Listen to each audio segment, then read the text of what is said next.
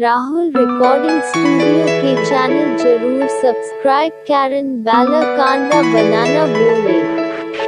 Hello hello hello hello ये दिल तोरनी हाँ कहलियो हाँ जे छठ पूजा आबि गेलै।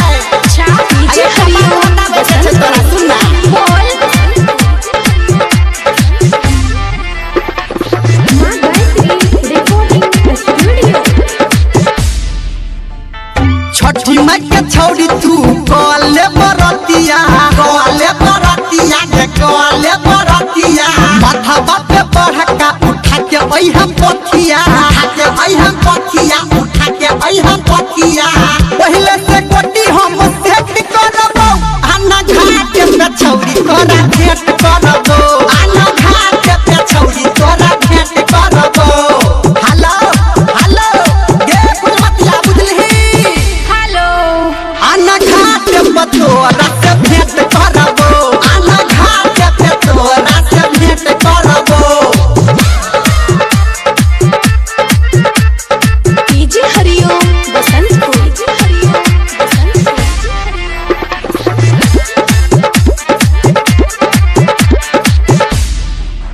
हाँ नया डिजाइन के पहिर के साड़ी भइला पे चारू मुख दियरी के बारी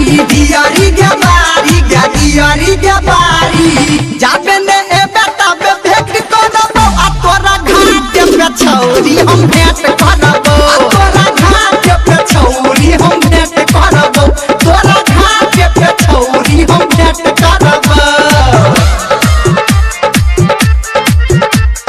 डीजे हरिओम बसंतपुर। डीजे हरिओम बसंतपुर। अभी आप सुन रहे हैं सावरिया म्यूजिक।